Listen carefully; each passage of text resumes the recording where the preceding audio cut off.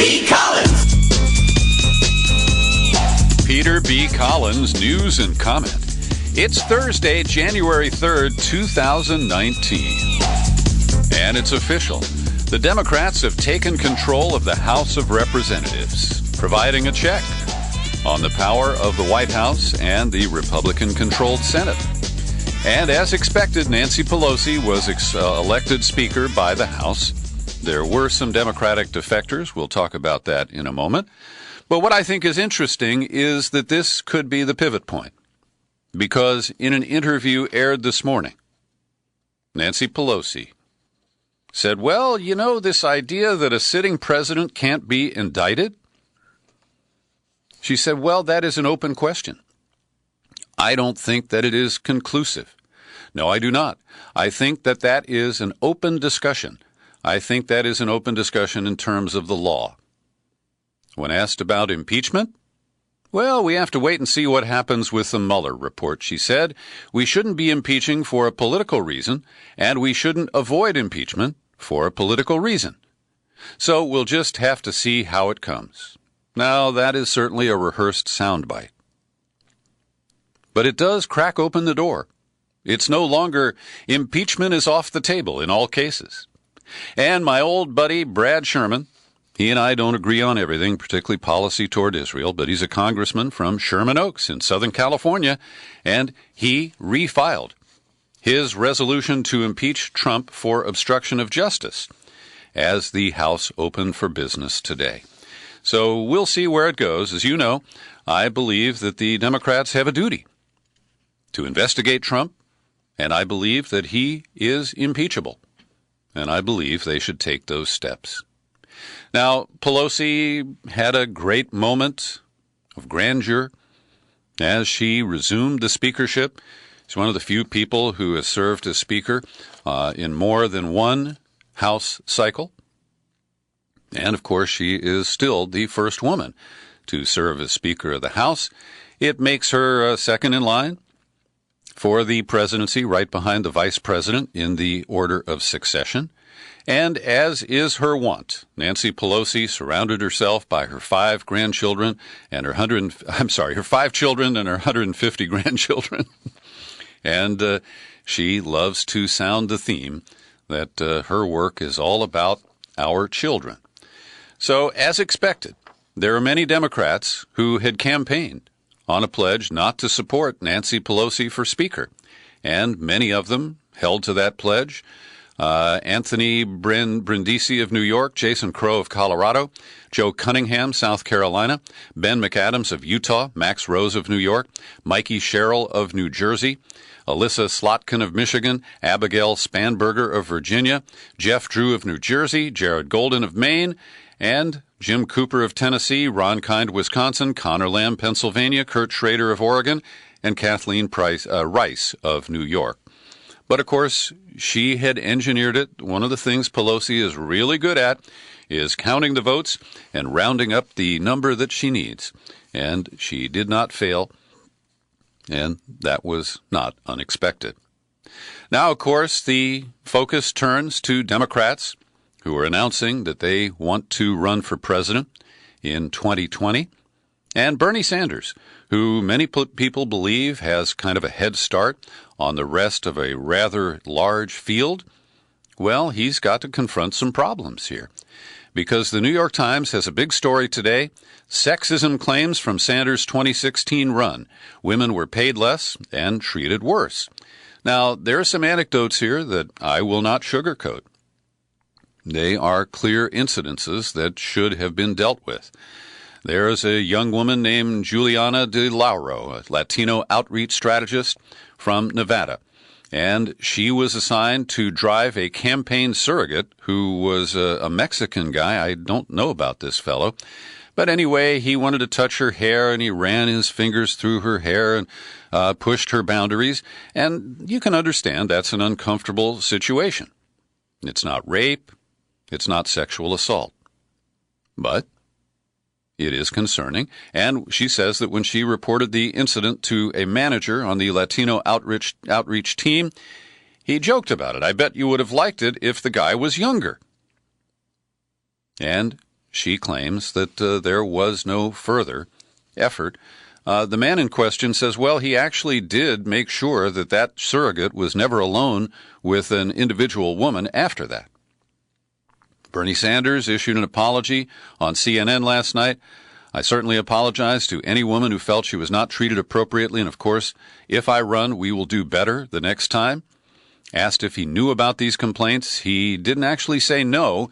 He said, I was a little bit busy running around the country trying to make the case. And this woman is not alone. Samantha Davis, former director of operations in Texas and New York, said that her supervisor marginalized her after she declined an invitation to his hotel room. There are also claims of disparate pay. Women who learned that less qualified men were making far more than they. However, the Times reports that when complaints were made, there was a substantial effort to provide pay parity. So I don't dispute that there was bad behavior inside the Sanders campaign. I think it was pretty chaotic, not terribly well organized, and that these things do happen. By the way, the surrogate in Nevada is a Mexican game show host named Marco Antonio Regil. Never heard of the guy, and I can't imagine how he was supportive of Bernie in Nevada. But, hey, that's apparently how it went down. So, a couple of days ago, in fact, I have to go back. This was first published on November 28th. It's an open letter to Bernie Sanders from scholars, activists, progressives, who support his domestic policies and acknowledge the impact, the inroads that he made in 2016. But they give him a lot of tough love, saying that he's got to speak up more on foreign policy. They write, during your presidential campaign, you were asked repeatedly how you would pay for human and environmental needs that could be paid for with small fractions of military spending. Your answer was consistently complicated and involved raising taxes. We believe it would be more effective to more often mention the existence of the military and its price tag. For example, I would cut 4% of spending on the never-audited Pentagon. That's a better answer than any kind of a tax plan. We believe this omission is not just a shortcoming. We believe it renders what does get included incoherent. Military spending is well over 60% of discretionary spending. A public policy that avoids mentioning this is not a public policy at all. So I think this is well-targeted. It is deserved. Bernie Sanders has expanded his commentary on foreign policy issues. He has pushed for a vote on war powers to restrict the U.S. involvement in Yemen. He has spoken up about the Palestine-Israel conflict, but he's got a long way to go. And I agree with the 100 individuals who signed on to that letter, and I hope that Bernie will acknowledge it and will make changes appropriately. Also, Norman Solomon, who is one of the heads of the Bernie Delegates Network along with Jeff Cohen, he posted on Facebook yesterday the results of a poll of those who were delegates for Bernie Sanders to the 2016 Democratic National Convention. And a total of 384 of them responded. 76% answered yes to the question, is Bernie Sanders your first choice for the 2020 Democratic presidential nomination?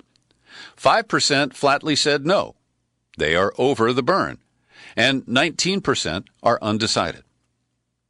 Now, I think this is interesting, and it's just a subset, a small group of people, but they were the most committed people who went all the way to the convention knowing that Bernie was not going to be nominated, and so I think that does reflect pretty strong support out of the gate for Sanders.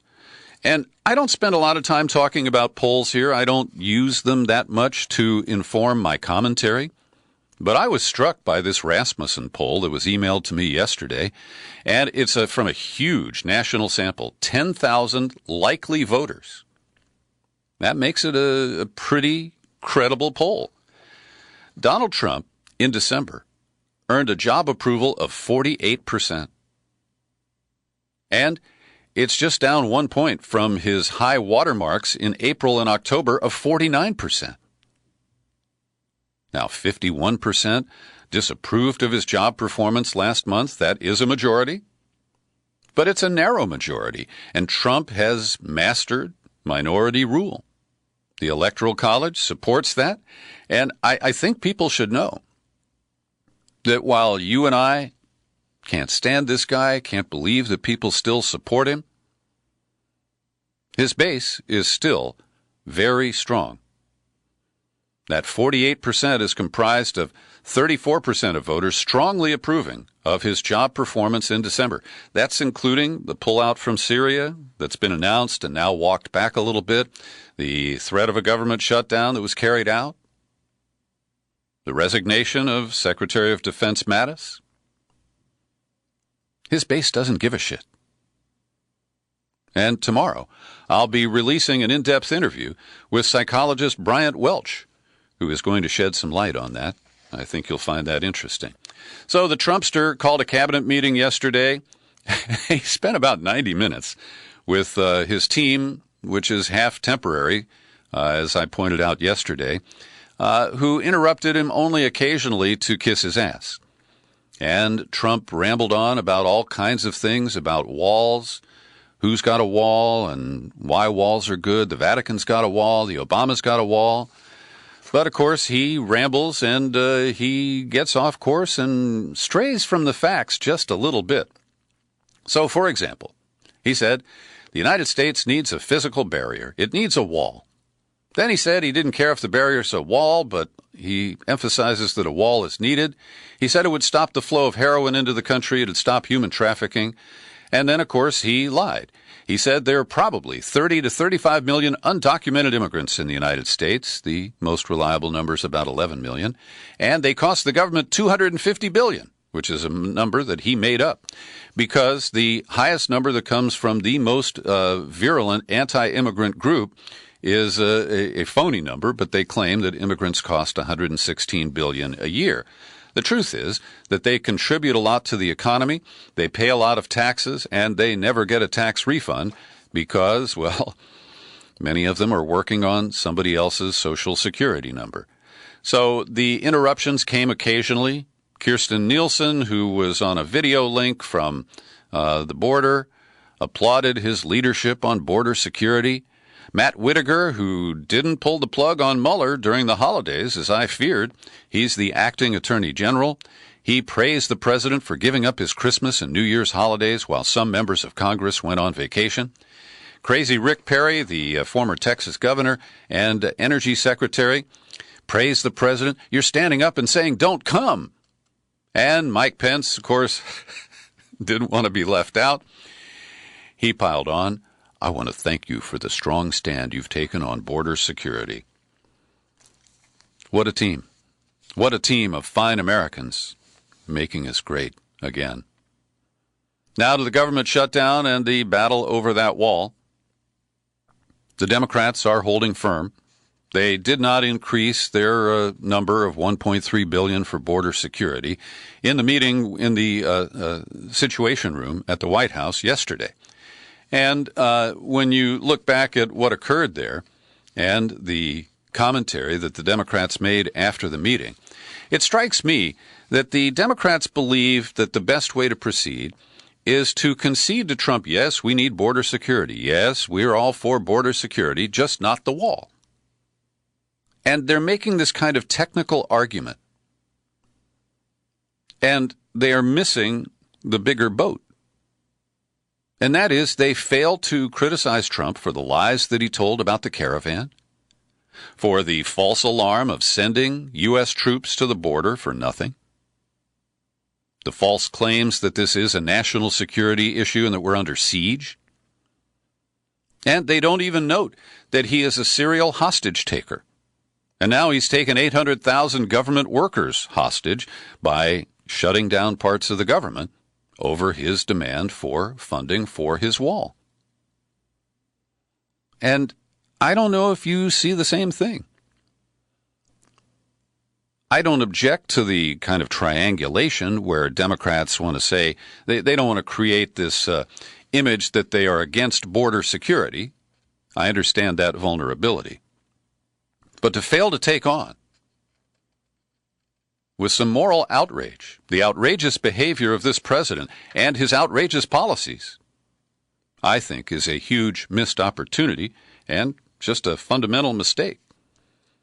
And if they were in these meetings or when they leave the meetings, we're saying, look, the president doesn't have to lie about this. Put it on the record that he fabricates all kinds of stuff.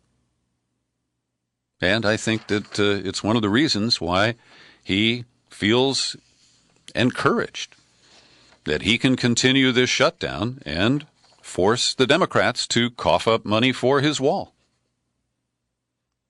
Yesterday, late in the day, I released an in-depth interview. It's the audio from a recent local television interview I did with Frank Egger and Steve Volker.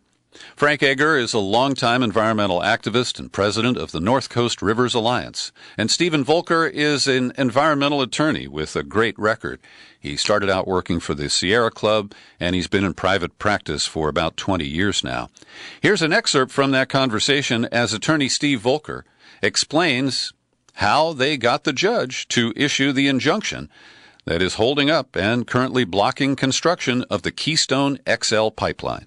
But the turning point in the case actually arose out of a case we did on the other border between America and Mexico, where we likewise represented a small local group of environmental leaders who were opposed to a major energy project that crossed the border there. And the reason this is important is that historically, the president has claimed to have authority to ignore federal environmental law when issuing presidential permits, which are required to cross those two borders. Mm-hmm. And in the case we did in Southern California, also in federal district court in 2015, the court ruled for us in a precedent-setting order declaring that the president was not above the law, that he was subject to the Administrative Procedures Act, the National Environmental Policy Act, and other federal environmental laws when issuing presidential permits. You see, the president is not a federal agency. And so the Department of Justice for decades has argued it's not subject to these environmental laws. And armed with that precedent, in that case, we were able to persuade Judge Brian Morris in Great Falls that President Trump likewise was not above the law in this case. I encourage you to listen to the full interview. It's about half an hour. There's also a link to the video in the show file for that podcast if you would like to check it out. And it's a fascinating story. The lawsuit that they filed against the Keystone XL pipeline preceded all of the protest activity that was fostered by Bill McKibben and others from 350.org. And my work here at the Peter B. Collins Podcast is made possible by people like you who support it with $5 or $10 a month. I get $5 a month from Lyle Rubin and Anna Gordonier and Carl Howard in Columbus, Ohio. Robert Litweiler took advantage of the best deal, the $50 annual subscription, and he just renewed that. Thank you very much, Robert. I invite you to join in.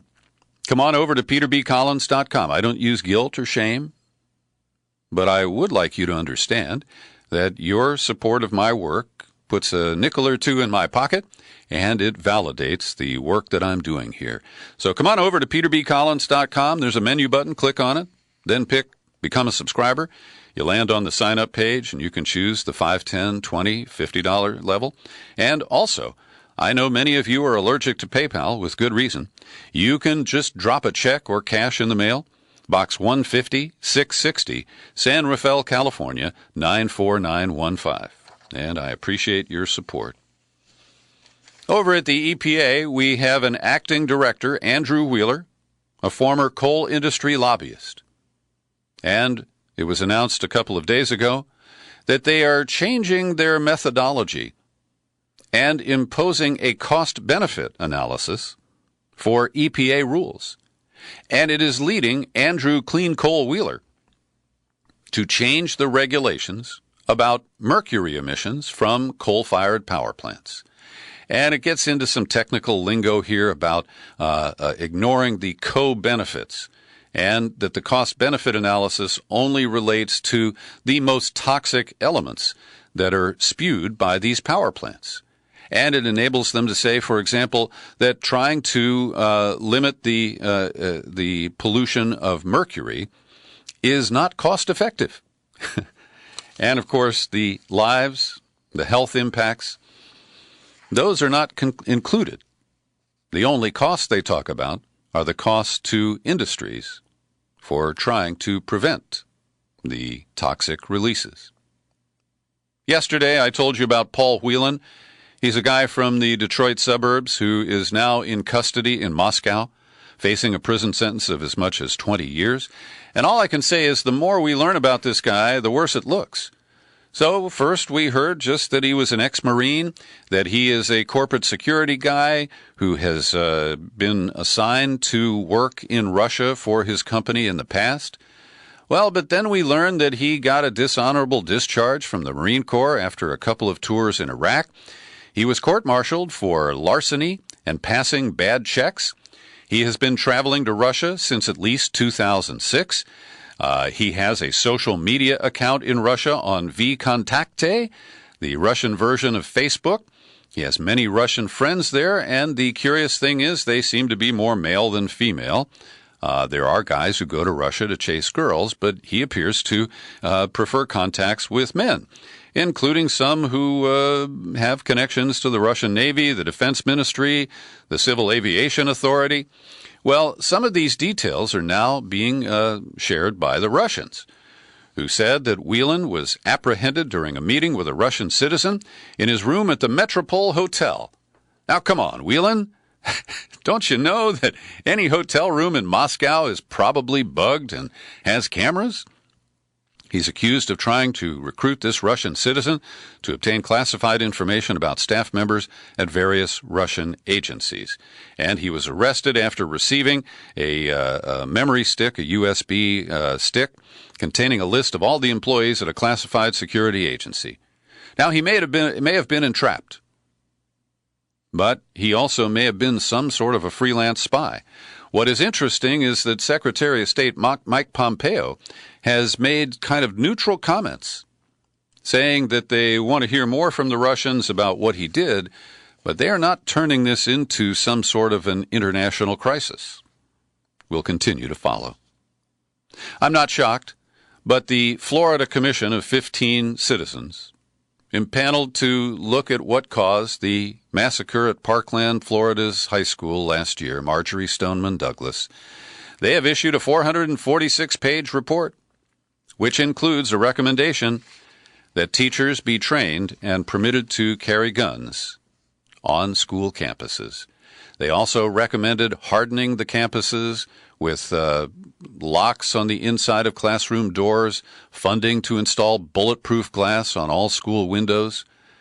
But the idea that arming teachers is going to make students and schools safer is really a canard.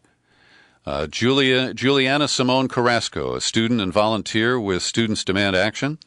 As a student attending school in Florida, I am appalled that the commission that was established to make schools in our state safer is recommending that teachers carry guns. And Gay Valamont, a volunteer with the Florida chapter of Moms Demand Action for Gun Sense, there is no evidence that arming teachers makes kids safer. Now, in addition, the report is critical of the Broward County Sheriff's Office and its inconsistent policies related to what to do when there's an active shooter on campus. Over the holiday break, one of the most astounding articles that I read was published by the New York Magazine folks on December 26 under the byline of Max Read. And the headline reads, "How much of the internet is fake?" Turns out a lot of it, actually. And Max Read does a great breakdown here. He says 2018 was the year of the inversion, where there's more fake shit on the internet than real. And he breaks it down. He says the metrics are fake. Facebook is unable to produce genuine figures. Small advertisers have filed suit against Facebook, accusing it of covering up for a year its significant overstatements of the time users spent watching videos on the platform. And Max Read opens with a description of these places in the U.S. and abroad where they have hundreds of phones lined up that are logging time on Facebook and YouTube videos. What does that do? Well, it makes it look like more people are watching them, and it makes it more valuable to an advertiser to link an ad or insert an ad on that particular content. Well, the lawsuit against Facebook argues that the estimates of video time is overstated by 150 to 900%. And then Max Reed takes a look at how there are fake businesses, there's fake content, and there are real people who are being followed by bots. There are bots being followed by real people, and it's just a big soup. So I encourage you to read this piece, because I think we need to rethink our approach to the Internet. We have to approach it with much greater skepticism. It's not just the Nigerian prince who wants to put money in your bank account. The whole thing is riddled with false pretenses and false content. Caitlin Johnstone is the amazing writer from Australia, and she has amazing sources here in the U.S. I have no idea how she got the resignation letter of NBC journalist William Arkin. He's been working at NBC on and off for about 30 years, and he is leaving again. He mentions that he's left there twice before. And he isn't angry, but he's honest, and he's critical. He said, "I have found myself often a lone voice that was anti-nuclear and anti-military. Anti-military for me, meaning opinionated but also highly knowledgeable, like a movie critic, loving my subject but not shy about making judgments regarding the flops and the losers." Then he was hired back to work in 2016 on an investigative team. Quote, "I thought the mission was to break through the machine of perpetual war acceptance and conventional wisdom to challenge Hillary Clinton's hawkishness. It was an interesting moment at NBC because everyone was looking over their shoulder at Vice News and other upstarts creeping up on the mainstream. Then Trump got elected and the investigations unit got sucked into the tweeting vortex, increasingly lost in a directionless adrenaline rush, the national security and political version of leading the broadcast with every snowstorm." And I would assert that in many ways, NBC just began emulating the national security state itself. No wars won, but the ball is kept in play. He makes other really strong comments. It's a book-length letter. I read the whole thing last night. And if you follow the link to Caitlin Johnstone's piece, there is a link at the end of hers to the full letter from Bill Arkin. Check it out if you have the opportunity.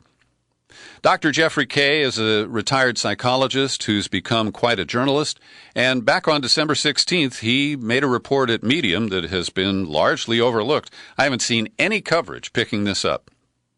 What he has learned is that there were actually 2 torture programs run by the Central Intelligence Agency starting in early 2002. It was the renditions program that had its own torture element, and the enhanced interrogation program. This is new information that this kind of bifurcation has never been defined previously.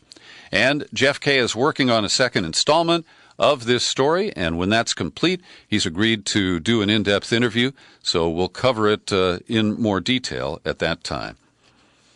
Hasan Minhaj used to be on The Daily Show. He's now got a series that's on Netflix, and it's called Patriot Act. And he is a very funny guy. His second episode has been removed from Netflix subscribers' access in Saudi Arabia because he made jokes about Crown Prince Mohammed bin Salman. And Minhaj has tweeted, "Well, clearly the best way to stop people from watching something is to ban it, make it trend online, and then leave it up on YouTube." So Netflix, is not making it available on their platform, but it is on YouTube, and it is viewable in Saudi Arabia. So I think this is interesting, and I would just encourage people to follow the money. There's a lot of Saudi money invested in tech companies here in Silicon Valley. And I didn't do a deep dive, but Netflix has partnered with the Japanese entity SoftBank to fund its expansion into new markets. SoftBank receives a great deal of investment from the Saudi investment fund. And finally today, while we're talking about Saudi Arabia, The New York Times reported during the holiday break that the largest contingent of on-the-ground fighters in the Saudi war in Yemen is made up of mercenaries from Sudan. They are called the Rapid Support Forces, and we used to know them as the Janjaweed Militia. They were accused of systematic rape of women and girls, indiscriminate killing, and other war crimes during the conflict in Darfur. And they are so desperate that they are fighting for pay in Yemen. And get this, to keep a safe distance from their battle lines, the Saudi or Emirati overseers who command these Sudanese fighters do it exclusively by remote control. It's amazing. When you've got unlimited funds, you can do all kinds of things. Thanks for listening to my daily news and comment podcast. You're free to share it far and wide. I remain Peter B. Collins. Oh, and you can find this on YouTube, even in Saudi Arabia. Happy trails to you until we meet again. Happy trails to you. Keep smiling.